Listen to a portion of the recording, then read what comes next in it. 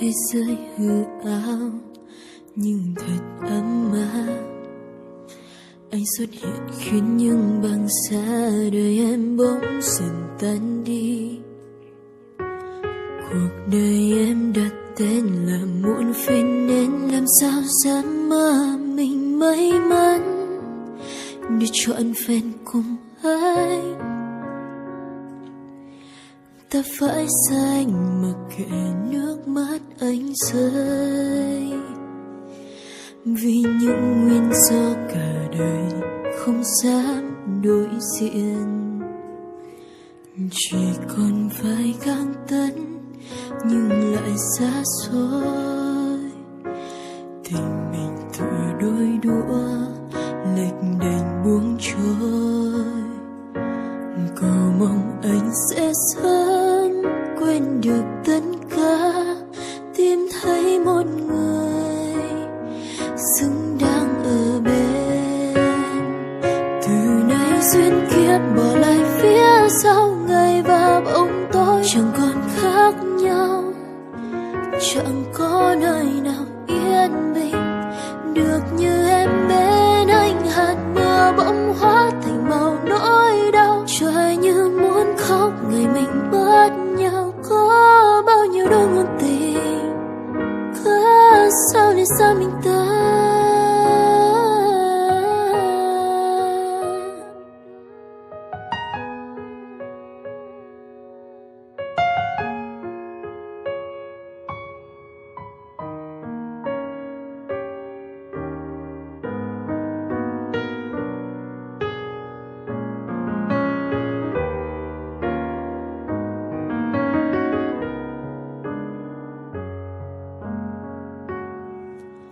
Chỉ còn vài gang tấc nhưng lại xa xôi, tình mình tự đôi đũa lệch đành buông trôi. Cầu mong anh sẽ sớm quên được tất cả, tìm thấy một người xứng đáng ở bên. Từ nay duyên kiếp bỏ lại phía sau, ngày và bóng tối chẳng còn khác nhau. Chẳng có nơi nào yên bình được như em bên anh. Hạt mưa bỗng hóa thành màu nỗi đau, trời như muốn khóc ngày mình mất nhau. Có bao nhiêu đôi ngôn tình, cớ sao để xa mình ta. Từ nay ranh giới của hai chúng ta không thể nào bước qua.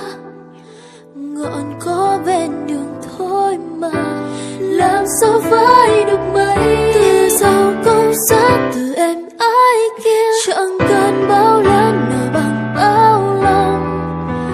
Gặp trong mơ mà cũng không dám gặp.